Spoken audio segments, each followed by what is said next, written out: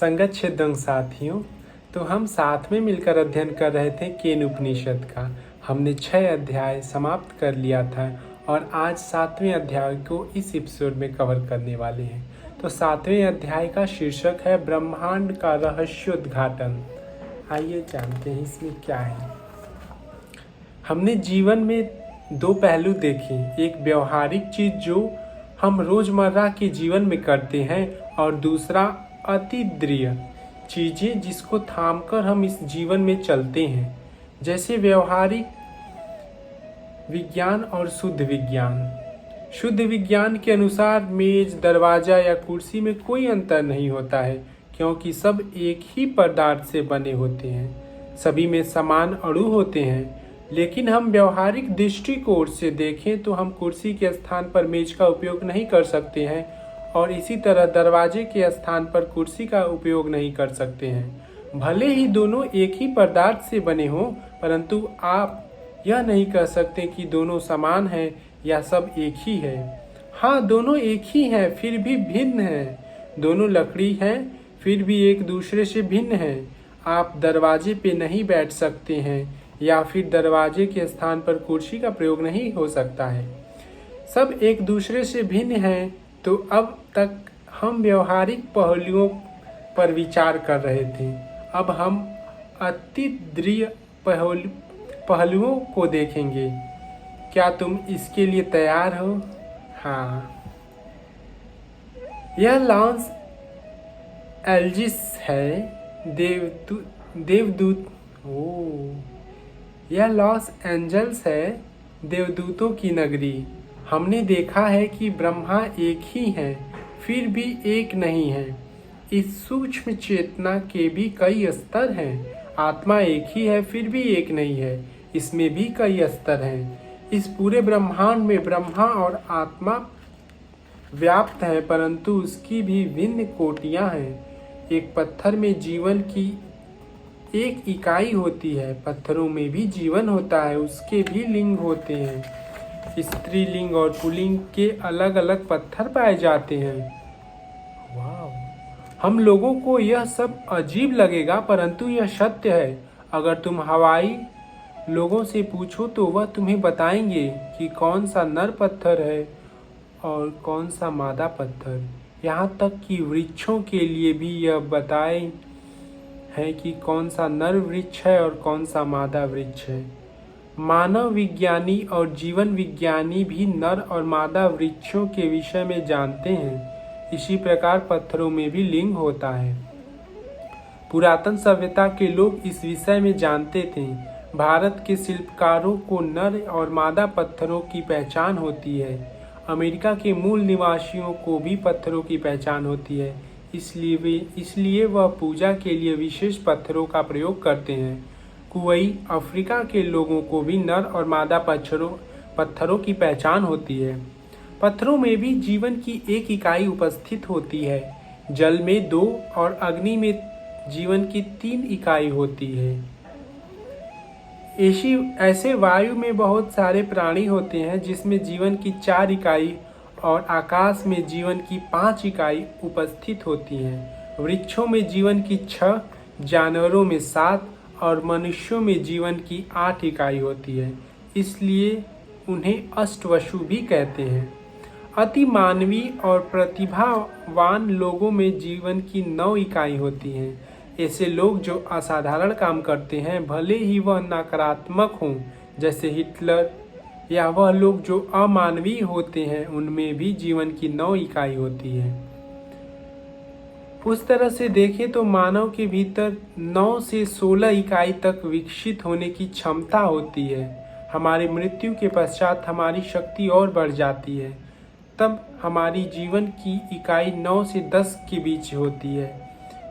यह अजीब लगता है, परंतु सत्य है। इसलिए पूर्वजों की उपासना की जाती है। जिस क्षण यह शरीर छूटता है, आत्मा मुक्त हो जाती है और उसकी संभावनाएं बढ़ जाती है, क्योंकि उसके लिए न कोई दीवार होती है, न दरवाजा, और न उसको कोई रोक सकता है।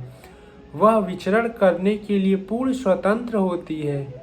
जब हम जीवित होते हैं तो शरीर में जीवन की 8 इकाई होती हैं और तब ऐसा संभव नहीं होता है। मृत्यु के पश्चात एक इकाई बढ़कर 9 या 10 हो जाती है और तब तुम्हारी पहुंच और बढ़ जाती है। इसलिए वह लोग जिनकी मृत्यु हो जाती है उनमें आशीर्वाद देने की क्षमता ज़्यादा होती है, क्योंकि उनकी आत्मा शरीर में सीमित नहीं होती, वह मुक्त होती है। तुम उससे प्रार्थना करो तो तुम्हें उनकी उपस्थिति का आभास होगा। तुम्हें वह कोई वरदान भी दे सकते हैं, सभी तो नहीं, परंतु अपनी क्षमता के अनुसार उनमें आशीर्वाद देने की शक्ति होती है। चीनी सभ्यता के पूर्वजों की उपासना करने की प्रथा है। यहाँ तक कि ब्राज़ील, अर्जेंटीना और लैटिन अमेरिका के लोग भी पूर्वजों की पूजन करते हैं। मुझे लगता है कि ईसाई परंपरा में भी ऑल सोल्ड डे है, जिसमें सभी दिव्यंगत आत्माओं का सम्मान करते हैं और उनसे आशीर्वाद मांगते हैं। इसी कारण मृत शरीर को गिरजाघर के पीछे दफनाते हैं ताकि वह स्थान और शांतिपूर्ण बने। इस तरह पूर्वजों में थोड़ी और शक्ति होती है। संस्कृत में पूर्वजों को कहते हैं पितृ। एक और आत्मा है जो पितरों से भी एक श्रेणी उच्च है, उनको कहते हैं किन्नर। वह आत्माएं हैं जो बड़ी सामाजिक कार्य या राजनीतिक व्यवस्था में सम्मिलित रहते हैं। इसके बाद आते हैं गंधर्व, जो किसी भी सफल कलाकार के पीछे होते हैं। किसी भी महान संगीतकार के पीछे गंधर्व आत्मा का हाथ होता है, जो उसे सम्मान दिलाती है।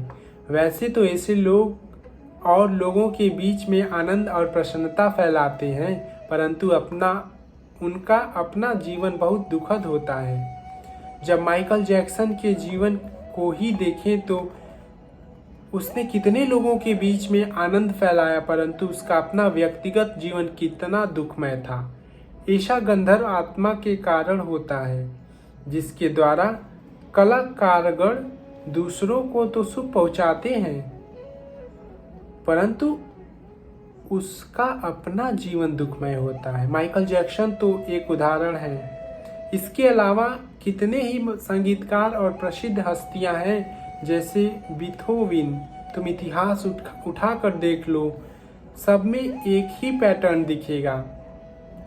केवल वे ही संगीतकार प्रसन्न होते हैं जिन्हें यह मार्ग मिल जाता है, जिनके जीवन में गुरु होता है। अगर उन्हें गुरु मिल गया है, यह मार्ग मिलता है, तो वो मुक्त हो जाते हैं। अन्यथा वे प्रसिद्ध होते हैं, दूसरों को सुख भी पहुंचाते हैं, परंतु उनका जीवन दुखमय होता है। फिर गंधर्व के बाद एक और श्रेणी आती है यक्ष की। यह यक्ष की श्रेणी बहुत सारा धन संपत्ति देती है, तो बहुत धनी लोगों के ऊपर यक्ष का आशीर्वाद होता है। यहाँ पर फिर यक्ष उन्हें आराम तो पहुँचाते हैं, लेकिन ऐसे लोगों को अपनी संतानों की ओर से सुख नहीं मिलता है। यक्षों के आशीर्वाद से धन लोग अपने संतानों के आचार व्यवहार या उनके पेशे से संतुष्ट नहीं रहते हैं। कुछ ऐसा होता है जिनसे वह अपनी संतानों की तरफ से संतुष्ट नहीं रहते। अगर एक वंश में ऐसा न हो तो 3 पीढ़ियों के बीच एक में ऐसा अवश्य होता है। यहाँ पर भी अगर वह आध्यात्मिक मार्ग पर हो तो इससे बचा जा सकता है। सभी स्थान पर यक्ष आत्माएं उपस्थित होती हैं, चाहे वह न्यूयॉर्क हो या लॉस एंजल्स या बेंगलोर या Gorakhpur. By the way, Bangalore और गोरखपुर इसमें नहीं लिखा था।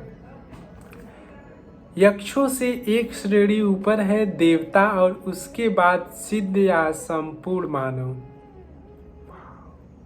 इस तरह यक्षों के बाद सिर्फ एक स्तर है देवता या दूतों का। देवता यक्ष और सिद्ध की श्रेणी के बीच में आता है। देवता यक्ष और सिद्ध की श्रेणी के बीच में आते हैं। 33 प्रकार के देवता होते हैं और हमारा शरीर इनसे नियंत्रित होता है। एक कोशिका विभाजित होकर पूरे शरीर का निर्माण करती है। एक ही कोशिका से कहीं पर आँख, कहीं पे नाक, कहीं पे नाखून, बाल, हड्डियाँ आदि का निर्माण होता है। इस एक कोशिका की इतनी बुद्धिमत्ता होती है कि शरीर में 33 विभिन्न प्रकार की संवेदनाएं पैदा होती हैं जो 33 प्रकार के देवताओं से प्रभावित होती हैं। इस तरह से यह ब्रह्मांड उन देवताओं से के नियंत्रण में है। देवताओं को देवी या देवता भी कहते हैं जो दिव्यता का एक पहलू है। तुम ऐसा पूछ सकते हो, जब ईश्वर एक है तो इतने सारे देवी देवता कैसे हो सकते हैं? हाँ, ऐसा है।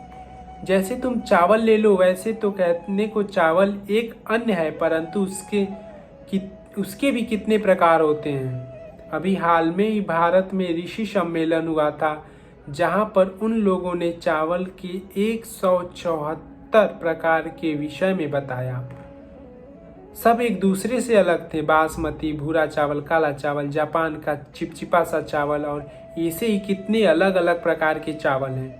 जापान और थाईलैंड में पाए जाने वाला चावल की किस्म भारत और इंडोनेशिया में पाए जाने वाले चावल से अलग होती है। इस तरह चावल की अनेकों किस्में हैं। यह विश्व विविधताओं से भरा पड़ा है। लोग इसको समझने में असमर्थ हैं। तुम गेहूं या केले को ही ले लो तो उनमें भी कितनी अलग अलग किस्में पाई जाती हैं। जिस सृष्टिकर्ता ने इतने विभिन्न प्रकार के जीव जंतु पेड़ पौधों को बनाए हैं, तुम्हें क्या लगता है वह अपने आप को केवल एक रूप में प्रदर्शित करेगा? वह आत्मा जिसे विविधता इतनी प्रिय है, वह अपने आप को भी विविध रूपों में प्रदर्शित करती है, और इसी एक आत्मा के विविध रूप को कहते हैं देवता। दूसरा उदाहरण तो लो, तो एक सफेद प्रकाश अगर प्रिज्म से होकर गुजरता है तो मुख्य 7 रंगों में विभाजित हो जाता है, और उन्हीं 7 रंगों को मिश्रण कर दें अलग अलग बहुत सारी रंग बनते हैं। इसी तरह यक्षों से एक ऊपर श्रेणी में देवता या देवियों की श्रेणी है। तुम इन्हें देवदूत भी कह सकते हो। देवता शब्द के कई अर्थ हैं, उदार, नटखट, दीप्तिमान और दिव्य। दिव्यता शब्द की उत्पत्ति संस्कृत के शब्द देव से हुई है। हमारे अंदर भी जो इस तरह के सद्गुण उदय होते हैं, वह भी दिव्यता का ही अंग है। तुम्हारे अंदर कोई विलक्षण प्रतिभा हो तो वह भी देवताओं का ही आशीर्वाद है, या करुणा हो तो वह भी देवताओं का ही आशीर्वाद है। अगर तुम प्रसन्न हो तो भी देवताओं का ही आशीर्वाद है, और तुम में दिव्य गुणों का उदय होता है। यह देवी या देवता कहाँ है? क्या यह आकाश में कहीं रहते हैं क्या? कोई आकाश की ओर देखकर यह सोच सकता है कि कभी वह आकाश से धरती पर आएंगे क्या? नहीं, वह हमारी चेतना और हमारे शरीर की हर कोशिका में उपस्थित है। हमारे शरीर के विभिन्न भागों में अलग अलग देवी या देवताओं का निवास है। इन देवताओं को कैसे प्रसन्न किया जाता है? एक मंत्र, एक विशिष्ट ध्वनि द्वारा एक विशेष देवता का आवाहन किया जाता है। जैसे तुम एक सफेद प्रकाश से कोई विशिष्ट रंग जैसे बैगनी, हरा या पीला लगा दो तो केवल पीले रंग का प्रकाश उसमें से निकलेगा। वैसे ही उसमें सभी रंगों के प्रकाश उपस्थित होंगे, परंतु किसी विशिष्ट प्रयोजन के लिए तुम पीले रंग का प्रकाश का ही प्रयोग कर सकते हो। हजारों वर्षों के अभ्यास और साधना के बाद लोगों ने ऐसी ज्ञान की प्राप्ति हुई। तुम्हें मायन, यूरोपियन, चीनी और वैदिक सभ्यता में समानता दिखाई देगी। वास्तव में भारतीय वैदिक सभ्यता में लोगों ने इस विषय की गहराई तक जाकर वैज्ञानिक ढंग से विश्लेषण कर उसे सुव्यवस्थित और संरक्षित भी किया। सौभाग्यवश अभी कुछ समय पूर्व तक भी यह ज्ञान संरक्षित था, परंतु किसी कारणवश इसकी हानि हो गई। जब 1200 समावर्तक में नालंदा विश्वविद्यालय आग की चपेट में आया तो वह आग 6 महीनों तक जलती ही रही। इसमें भारी मात्रा में साहित्य का नुकसान हुआ, परंतु जो बचा वह भी पर्याप्त है। सामवेद की 1000 शाखाओं में से केवल 3 आज उपस्थित हैं, बाकी सब नष्ट हो गई। इसी तरह ऋग्वेद की 21 शाखाओं में से केवल 1 आज उपलब्ध है। यजुर्वेद की 111 शाखाओं में से केवल 11 बाकी हैं। मध्यकाल में हमलावरों ने इसमें से काफ़ी पुस्तकों को जला दिया, परंतु कुछ लोगों ने रातों रात इसे याद कर इसको संरक्षित किया। तो सबसे पहले यक्ष, फिर देवता और फिर उसके बाद सिद्ध। सिद्ध वह संपूर्ण मानव है जो ध्यान की गहराई को प्राप्त कर चुके हैं। सिद्ध, गुरु और सद्गुरु, इनका स्थान ईश्वर से भी एक चरण उच्च है। इसलिए किसी भी आराधना से पहले गुरु का स्मरण कर उनको आदर देते हैं और फिर देवताओं को नमन करते हैं। गुरुभ्यो नमः इस तरह से प्रारंभ करते हैं। हिंदी में कहा गया है, गुरु बिना गति नहीं, गुरु के बिना गति या उन्नति संभव नहीं है। यह ही परंपरा है। गुरु और देवता, यक्ष, गंधर्व, किन्नर, पितृ और मनुष्य, ये सब आत्मा के विभिन्न स्तर हैं। अपनी नासिकाओं को जांचो। आता हूं। कितनों की दाईं सक्रिय है, कितनों की बाईं और कितनों की दोनों। यह देवदूत और देवतागण तुम्हें बहुत सारी सिद्धियां, आशीर्वाद और शक्तियां प्रदान कर सकते हैं, परंतु तुम इन्हीं में खो गए तो इन सबसे वंचित रह जाओगे। एक सिद्ध इन शक्तियों का प्रयोग नहीं करता है। वह कहता है, मुझे इसकी आवश्यकता नहीं, आप मेरी मदद करने आए, इसके लिए आपका बहुत बहुत धन्यवाद।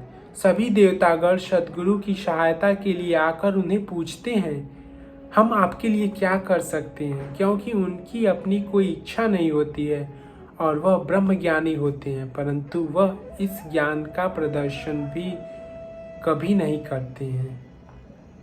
It's wow, something new come up, ना?